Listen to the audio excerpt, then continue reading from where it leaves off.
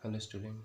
तो आज हम पढ़ेंगे ज्यामिति, सरल रेखा और कोण के बारे में। ठीक है, तो मैं इसका तो आपको परिचय करा दूंगा कि क्या क्या चीज़ इसमें आएगा। जैसे कि सबसे पहले आपको रेखा, किरण और जो कोण है, भुजा है, या ये सबको थोड़ा थोड़ा परिचय करा देता हूँ। ठीक है, जैसे कि एक लाइन होता है, ऐसे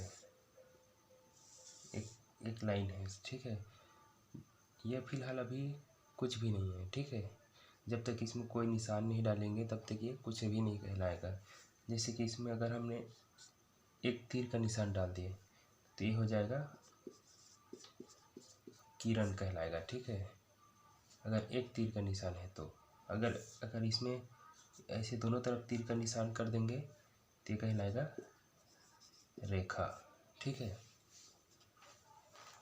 और उसके बाद अगर इसमें मतलब यही रेखा ही है, ऐसे इसमें कोई जगह को ऐसे काट देते हैं, 2 जगह या 3 जगह, अपने मन से कुछ भी हो।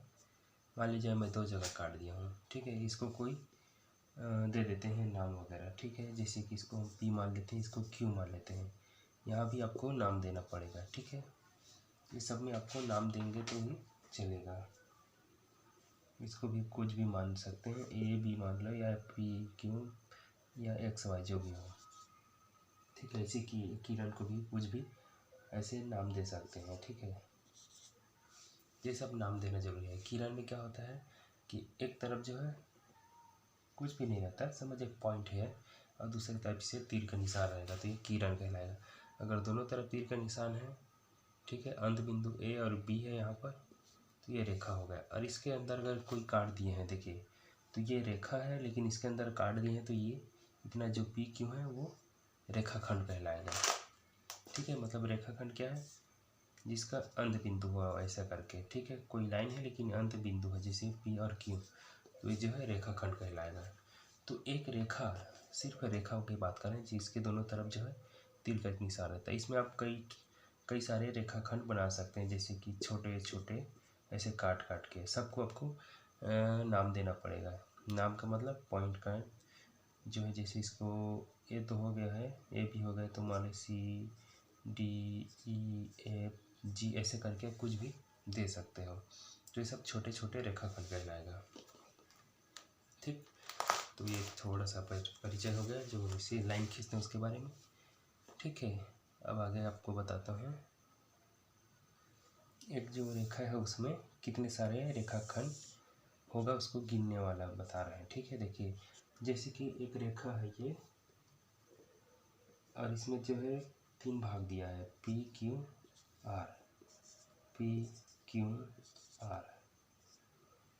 ठीक है, PQR है, एक रेखा है, दोनों तरफ तीर का निशान दे दिए तो नॉर्मल कम है तो आप गिन के बता सकते हैं इसमें कितने रेखाखंड बनेगा।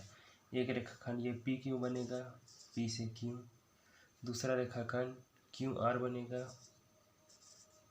ठीक है, ये वाला एक और ये वाला 2, और एक तीसरा जो है पूरा बड़ा वाला बनेगा, P से R तक, P से R, तो 3 ठो बन गए। ठीक है, यहाँ पर रेखाखंड, एक PQ इतने वाला, एक बार इतने वाला QR वाला, और एक इसी P से R तक का 3 ठो रेखाखंड बना है।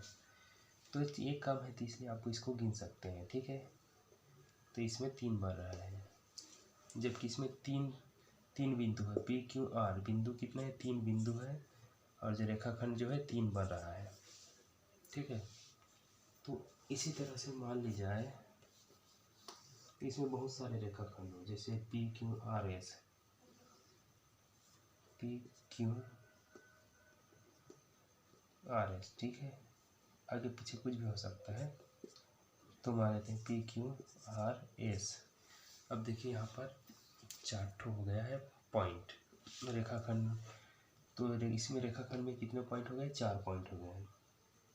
तो इसमें कितना रेखाखंड बनेगा, तो नॉर्मल गिनेंगे तो 1 2 3 हो गया, एक बड़ा वाला करके 4 हो गया। उसके बाद इतने 3 पॉइंट को लेंगे तो 4 के बाद 5 हो गया। ठीक है, उसी तरह ये वाले इधर को लेगा तो 6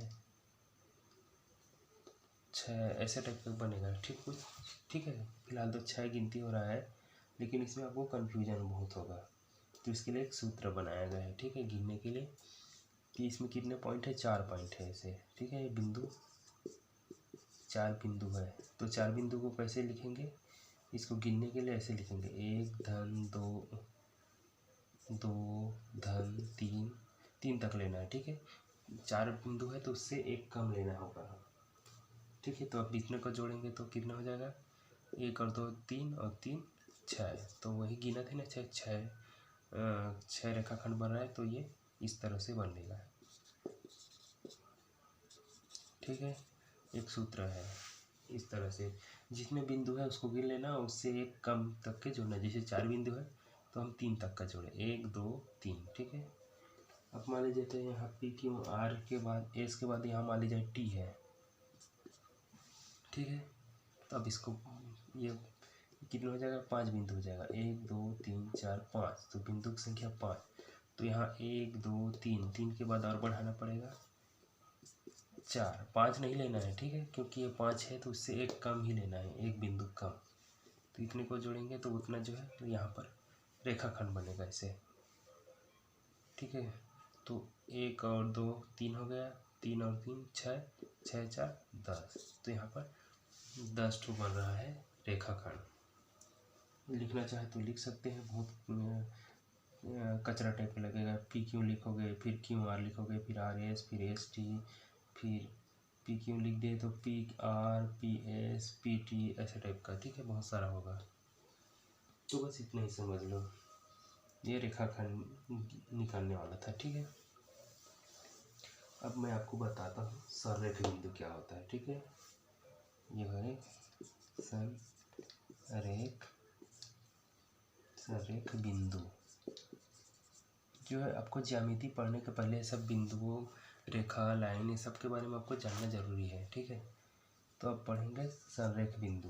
संरेख बिंदु क्या है कि अगर कोई ऐसे लाइन है, ठीक है, एकदम सीधा है, मेरे लिए तो एक थोड़ा टेढ़ा हो गया, लेकिन आप स्केल में बनाएंगे तो ये सीधा रहेगा, ठीक है। तो इस लाइन में अगर कोई 3 बिंदु है, जैसे ए है, बी है, सी है, तो अगर ये सीधा है, एक लाइन में है, तो ये तीनों बिंदु क्या है, संरेख कहलाएंगे, ठीक है। तो ये जो ए बी सी जो है संरेख बिंदु है, ऐसा बोला जा सकता है। और मान लीजिए इसी में एक और लाइन इसे जोड़ देते हैं, ठीक है। इसको मान ली जाते हैं, कुछ नाम दे देते हैं डी और ई,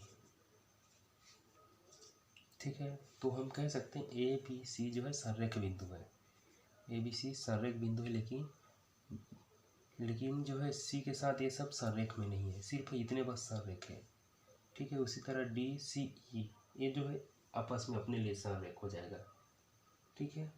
या फिर ऐसा भी बोल सकते हैं, मान लीजिए इसको मिटा देते हैं, ठीक है। ये कोई रेखा है, ये लीजिए। तो अब ए बी सी और इसको डी मान लेते हैं, D, A B C D जो है संरेख बिंदु नहीं है, ठीक है। ये संरेख बिंदु नहीं कहलाएगा, क्योंकि सी तक तो सीधा एक लाइन है, लेकिन इसके बाद मोड़ रहा है, तो ये जो डी वाला पॉइंट है वो संरेख में नहीं आएगा, सी तक बस आएगा, ठीक है। ए बी सी जो है संरेख होगा, ठीक है, लेकिन ए बी सी डी जो है वो संरेख नहीं है,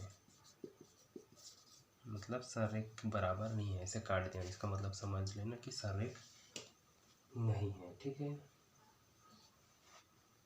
तो ये इतना समझ गए होंगे संरेख बिंदु। अब इसके बाद मैं आपको बता रहा हूँ, थोड़ा सा कोण के बारे में भी बता देता हूँ, ठीक है। तो चलिए, ज्यामिति पढ़ रहे हैं, हमारे तो टॉपिक का नाम ही है सरल रेखा और कोण, तो कोण के बारे में कुछ बता देता हूँ। तो यहाँ पर आपको पढ़ना पड़ेगा, जैसे कि अभी जो लाइन खींचे थे ऐसे, ए था, बी था, सी था और यहाँ डी था, है ना। तो इसमें देखिए यहाँ पर एक जो कोण बनता है, यहाँ पर देखिए दो भुजाएं होता है, या दो लाइन के बीच में जैसे जो एक दूसरे से को कहीं भी काटता है, तो वहाँ पर कोण बन सकता है, ठीक है। यहाँ भी बनेगा, वहाँ भी बनेगा, तो फिलहाल हम इसको कोण मान लेते हैं। तो देखेंगे तो आपको जो है कोण जो है इसके प्रकार बता देता हूँ। जैसे कि इस तरह से रहता है एकदम सीधा सीधा, तो यहाँ पर 90 अंश का कोण बनता है। ऐसे 90 अंश का कोण क्या होता है, जैसे कि एक ज़मीन है उसमें एक खंभा होता है या दीवार होता है, एकदम खड़ी जाता है ऊपर की तरफ, है ना। तो ये जो है 90 अंश कोण बनाता है ऐसे नीचे ज़मीन के साथ या कोई भी हो। तो वो जो 90 अंश का कोण बनाता है वो कहलाता है समकोण।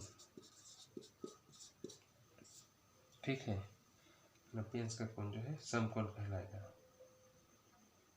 और उसके बाद जो है कई कोण ऐसे होते हैं जो 90 अंश से कम हो जाता है, इधर से नाप रहे तो ये जो ऐसा हो जाएगा, मान लीजिए ये वाला खड़ी में तो 90 अंश बनेगा, लेकिन कम हो गया तो मान लीजिए ये कुछ भी कम हो गया, 90 से कम है, मेरे अनुसार से ये 45 है, तो जो 90 से कम है उसको न्यून कोण कहते हैं, न्यून कोण। ठीक है, ये न्यून कोण हो गया जो 90 से कम है। और उसके बाद क्या है, अधिक कोण है। ठीक है, जैसे कि ये वाला है, ये जो है 90 से ज़्यादा है, मान लीजिए ये करीब 120 अंश होगा, अनुमान मान लेते हैं। तो जो 90 से अधिक है, मतलब 90 से जैसे 95 और 100, इधर जितने आगे बढ़ेंगे वो सब अधिक कोण कहलाएगा। ठीक है, तो ये है अधिक कोण। ठीक, तो न्यून कोण, समकोण, अधिक कोण, और एक आता है सरल रेखीय कोण। ठीक है, सरल या ऋजु कोण भी बोलते हैं, सरल रेखीय कोण भी बोलते हैं और ऋजु रेखीय कोण। ठीक है, ऋजु कोण भी बोलते हैं, सरल रेखीय कोण या सरल कोण, जो भी बोल सकते हैं ऐसे। ठीक है, तो इसमें क्या होता है, देखिए सरल रेखीय में कोई भी कोण नहीं बनता। जैसे कि ये 3 बिंदु है, ठीक है, ए बी सी, तो यहाँ पर कोई कोण बनेगा ऐसा बोलेगा तो वो जो है सरल कोण है। इसका मान जो है 180 अंश होता है। 180 अंश मतलब वो सीधा लाइन गुजर जाता है। ठीक है, यहाँ पर कोई से मुड़ने वाला बात ही नहीं होता, ये सीधा रहता है। इसी को नापोगे तो 180 अंश होगा या ये सरल लाइन हो जाएगा, एकदम सीधा सीधा। ठीक है, तो इसको सरल रेखीय कोण कहते हैं। और इसके बाद एक और कोण होता है प्रतिवर्ती या वृहत। ठीक है, जैसे मान लीजिए ये जो भुजा कोई कोण बना रहा है, ये ए है, ये बी है, ये सी है, अगर इसको प्रतिवर्ती बोल देंगे, ठीक है, प्रतिवर्ती बोल दिया तो आपको ये इधर कोण बन रहा है उसको नहीं नापना है। ठीक है, आपको इधर को नापना है, जो बड़ा साइड है उसको, ऐसे नीचे तरफ से। ये जो है 180 से भी बहुत ज़्यादा होता है। ठीक है, तो इसको प्रतिवर्ती बोलते हैं, प्रतिवर्ती कोण। ठीक है, तो इस वीडियो में बस इतना ही बता रहा हूँ। ठीक है, अगले वीडियो में मैं आपको बताऊँगा कोण के बारे में, जैसे आसन्न कोण, पूरक कोण तथा समपूरक कोण, इस टाइप का। ठीक है, तो देखते रहिएगा। अगर चैनल को सब्सक्राइब नहीं किया तो सब्सक्राइब कर देना। मिलते हैं नेक्स्ट वीडियो में।